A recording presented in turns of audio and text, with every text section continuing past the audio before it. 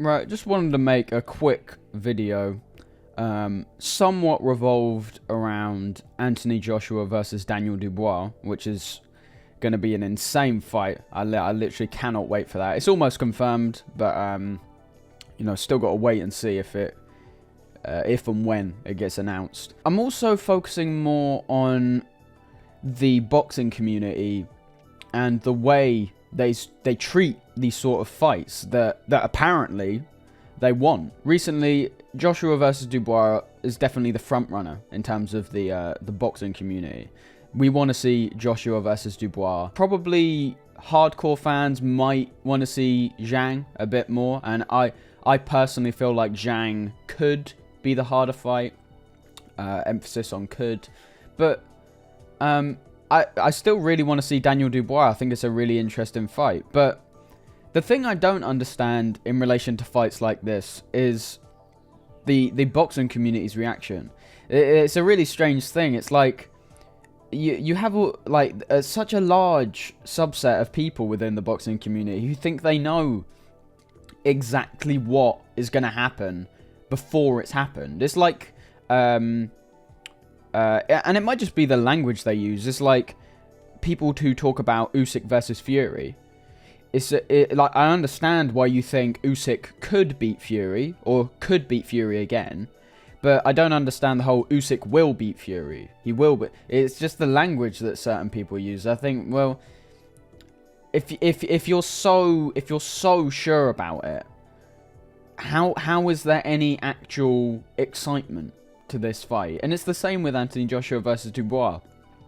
Despite people calling for this fight, there's such a sure set answer for so many people. Anthony Joshua knocks out Dubois. Easy, some people say. I beg to differ, and this is where we get more onto the fight itself. I genuinely beg to differ, because the thing you've got to realise with this whole, I will beat him, easy, you don't know, you have no idea what the game plans might be going in. You have no idea.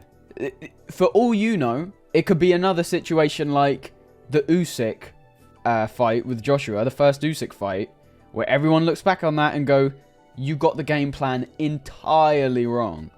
What stops him from doing that again? Oh, what, because he's got Ben Davidson in the corner? Is that it? No. It can happen.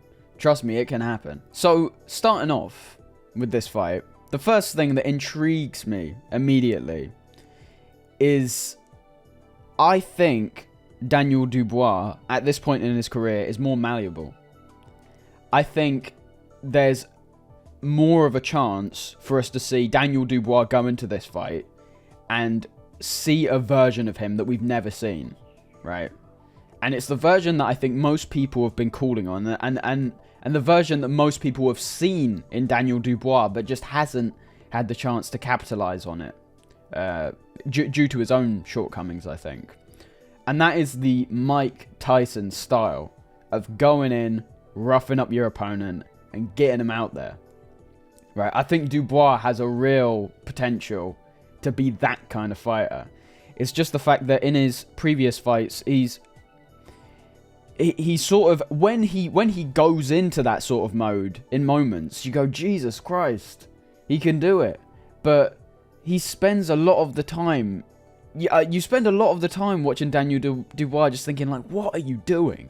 Because in that Hrgović fight, which was brilliant fight, amazing win, I could not believe he would go in and do that. I was, in my own mind, I was so confident that Hrgović was going to win. I mean, I thought Dubois didn't have a chance, I'll be honest.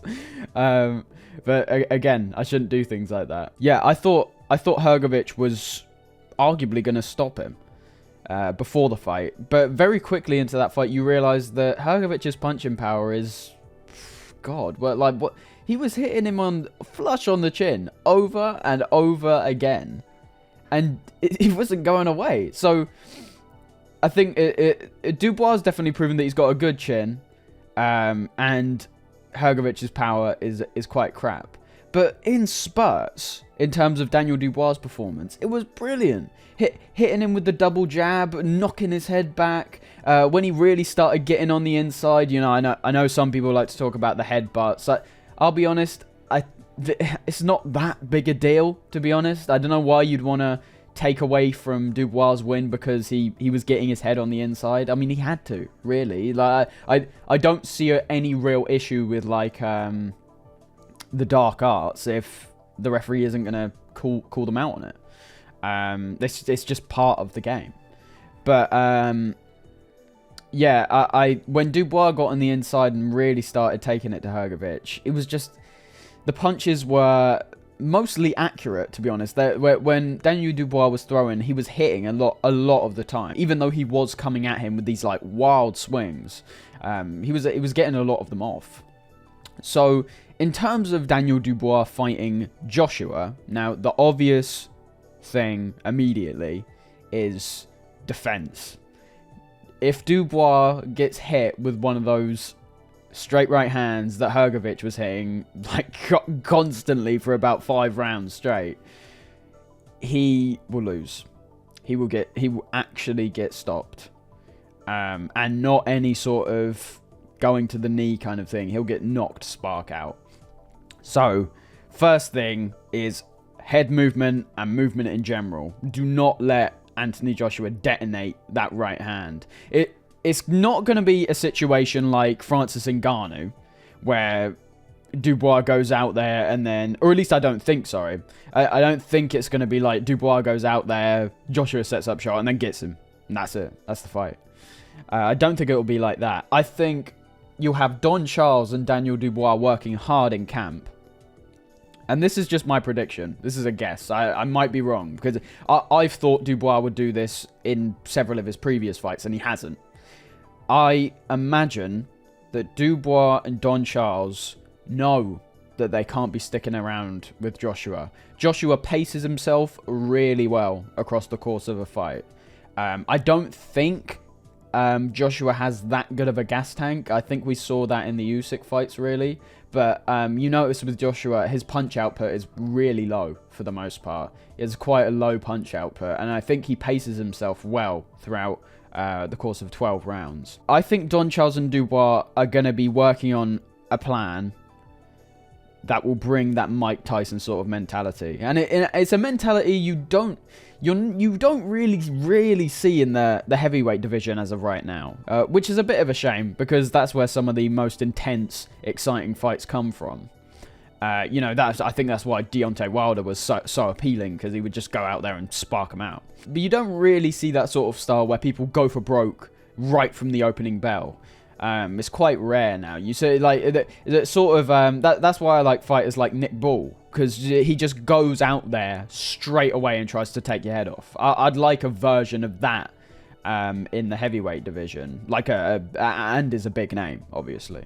I've got a very, very strong feeling that if Dubois comes out like that, I think it would make Anthony Joshua very uncomfortable. Very uncomfortable. I do not think Anthony Joshua would like Dubois sticking it on him like that. And bear in mind as well, think about what Dubois was doing in that Hrgović fight. Hrgović in that fight still proved that he has a granite chin, without a doubt. Think about who he fought before. Hrgović has fought Zhang, right? And I know he went down in the first round, whatever. That wasn't that big of a deal, to be honest. But he went 12 rounds with Zhang, where Zhang was hitting him with flush shots that, like, has knocked out so many opponents. And he just stayed there. So Hrgovic's chin is brilliant, without a doubt. But in that Dubois fight, and again, I'm not going to factor in the headbutts, because, come on, let's not take the piss now. If Dubois was allowed to go on for a couple more rounds, I'm pretty confident that he would have either stopped or knocked out Hrgović. Because Hrgović was looking bad towards those closing rounds. He was getting hit with a lot, and he looked like completely wobbly legs. And as we've seen before, Joshua's chin is not very good at all. In the Andy Ruiz fight specifically, you saw how a good shot from Ruiz, he basically was never able to recover. He tried to spend certain rounds, like, just sort of recollecting himself. And by the time Andy Ruiz landed another one of those shots, Joshua was gone again. He couldn't handle. He kept going to the ground. And even in the Usyk fights, when he got hit with good shots from Usyk, which, you know, a lot of people seem to like to claim that Usyk's got no power. I definitely don't think that. But even when Joshua was getting hit with shots from Usyk, but he wasn't comfortable at all. When he was getting hit with like consistent clean shots from Usyk, especially in that 12th round of the first fight, you're thinking, Jesus, this could be stopped again. But that's the thing with Dubois. Dubois is athletic. He's fast. He doesn't have great defense, no. But, you know, it could be a situation where whoever lands first could win the fight. And there's so many possibilities. Like, Dubois, you got to realize as well, he's had his chin checked a lot throughout his career. But the thing you've got to realize is that the majority of times where he's gone to the ground, it's been of his own volition. And I don't see any problem with that. Maybe, I don't know, maybe inside the boxing circle, if you are a boxer, you look down on that. But from the outside, I don't see any issue with going to a knee or perhaps even just quitting outright because you know you're in a position where you can't win the fight. I don't see any issue with that. I don't know why Dubois really gets so much flack about that. All it shows to me is that he's not stupid enough to keep going, keep taking damage, and then lose the fight, either by like a shocking stoppage or a decision. But the point is that Dubois has never been knocked spark out. He's been hurt, most definitely, and he's quit. He's never been knocked to the ground and think like, wow, he's not getting up, kind of thing. Could you imagine a scenario, and I know the answer to this immediately for many people will be no. Could you imagine Joshua smacking him with a right hand or hitting him with a left hook and Dubois just staying there? That would be scary. That would be scary for Joshua. But I think I don't imagine that's going to happen, to be honest. But if Dubois, I think the solution for Dubois to win this fight, it is movement, basically. Joshua does not like. He obviously didn't like the Usyk fights where Usyk was moving. But it's got to be, in my opinion, it's got to be movement in an offensive way. I think Dubois has got to be constantly ducking, diving towards Anthony Joshua, just like Tyson, and just go for him. Go for him from the first bell. Don't let Joshua get into any sort of rhythm where he's able to set up a clean right hand. Just go right at him. It's what I sort of thought Ngannou would do, but Ngannou, obviously, as we saw from their fight, Ngannou, I don't think he has any place being in there with people like Anthony Joshua. If they can devise a game plan for Dubois where he feels confident enough and completely sure that he can knock Joshua out, just charging at him, I think we'd be in for a hell of an exciting fight. And I think we could be in for one that ends early. I just can't get this image out my mind. It could be misguided. I'm not writing Anthony Joshua off, of course. I'm probably still thinking of him as the favourite.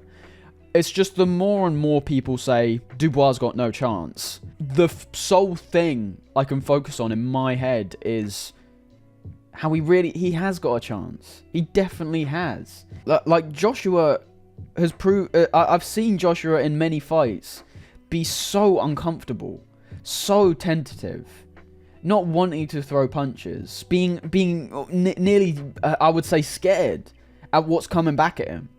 Because we've seen time and time again that Joshua's chin it doesn't stand up that well. If you hit him clean, I reckon. Let me just say, I reckon if Anthony Joshua was in Daniel Dubois' position and he was getting hit with the right hands that Hrgović was hitting Dubois with, I think we would see Anthony Joshua go down. I'll be completely honest.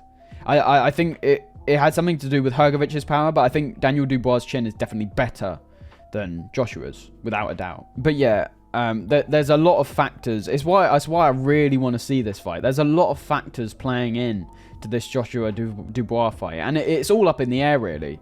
I can't make, it's one of those fights where I can't make a surefire prediction yet, because it is going to come down to like tactics that we're only going to see in the ring. It's going to come down to what's Dubois going to do? Is the defense going to be there? Is he going to try go for Joshua?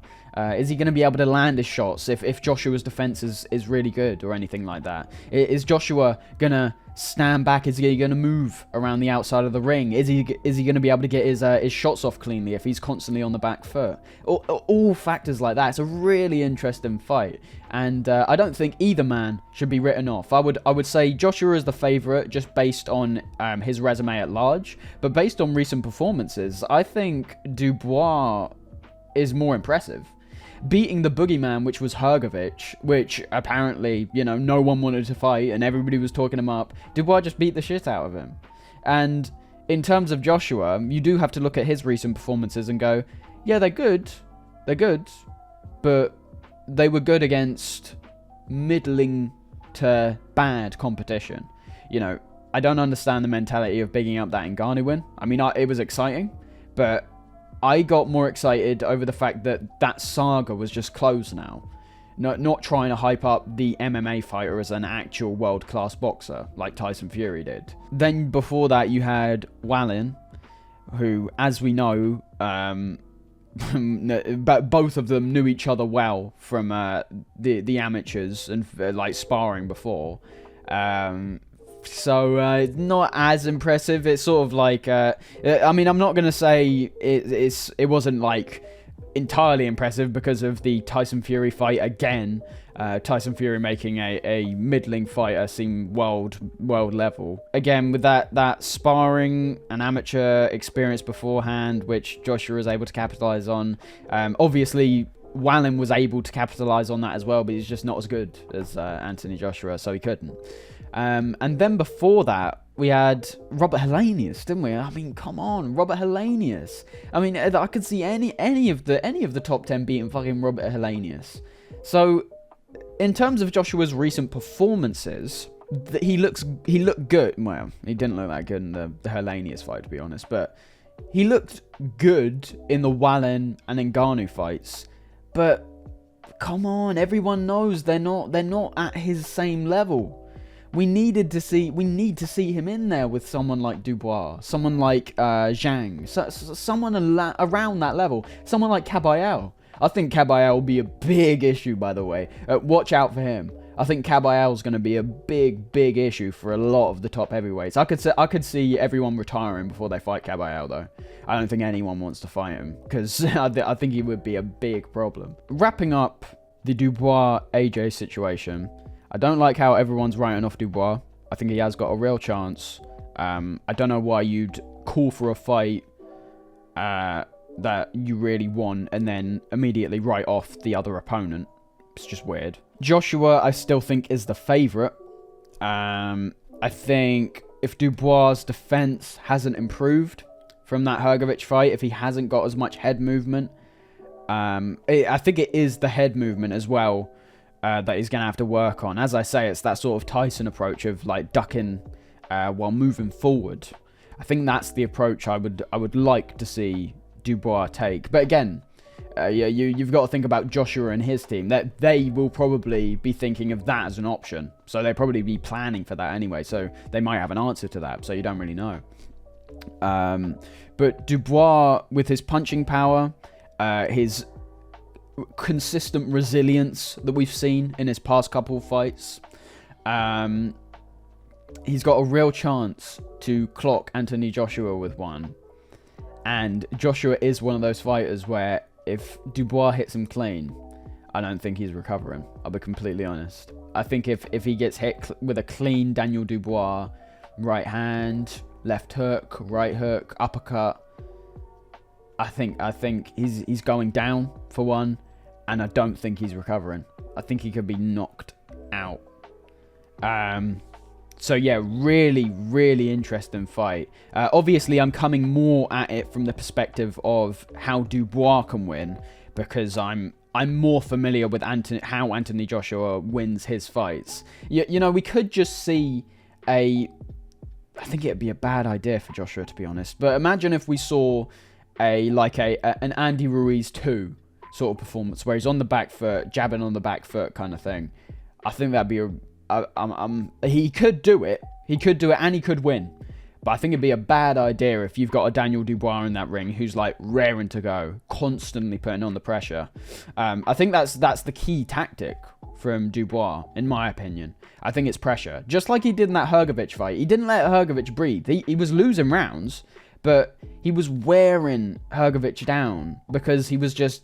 He wouldn't let him go. He just constantly on him. So if we saw a similar performance like that in the Joshua fight from Dubois, with better head movement, better defense, and as I say, I think he can't, unless he's like walking him down with his hands up, blocking shots, which I don't think. I'll be honest, I don't think he can do. I think it's got to be head movement. I think he's got to use his athleticism and his speed to just charge Anthony Joshua, move his head out the way, make sure he stay out the way of Anthony Joshua's big shots, because that's the thing with Joshua as well. It's not going to be like a left-right, like Hrgovic did. Joshua's good at putting together combinations, and since he's been with Ben Davidson, it seems like he's only been getting better and better at that, after a sort of rough patch where he was sort of going from trainer to trainer. Bearing in mind as well, I think leaving Derek James is the best thing that Anthony Joshua's done. I'll be honest. People like to talk up Derek James. I'll be honest. Looking at his fighters in the ring, I'm not impressed whatsoever. People like to constantly, his fighters, they might not be performing, but you know, Derek James is still a world-class trainer. It's like, yeah, you've got people going to him and then leaving shortly after because they go in the ring and they look like shit and then lose. I don't understand all the Derek James hype. That's a whole other topic, by the way. Dubois, good chance in this Joshua fight. Do not write him off. Do not write him off yet. And this isn't a situation where you're going to come back to me and go, oh, you idiot, look, Joshua knocked him out in round 1. It's like, no, that's not the point. On paper, it's a fight which could go very wrong for Joshua. So you can't just come back after the fact and go, oh, see, I told you that he was going to win. It's like, okay, but I said that it was going to be a competitive fight. I may be wrong, but on paper, you've got a fight here which could go very, very wrong for Joshua. Could go really wrong for Dubois, don't get me wrong, really wrong. But could equally go wrong for Joshua. So it's a brilliant fight. I want to see this fight more than Zhang, despite Zhang perhaps being a bit more competitive, perhaps. I want to see this fight more, because it's a big British dust-up. I'd love to fucking see it. And if Dubois can take Anthony Joshua's head off, oh my god, I'd be going insane. I would literally be going insane. So really looking forward to this one. If I had to pick a winner at this point, still pick Joshua, obviously. But let's see as we get closer to the fight. Let's see how both of them look, how both of them act, and then in the ring, what their game plans are. Could have a situation of one man's game plan going completely wrong, one man's going perfectly. You never know.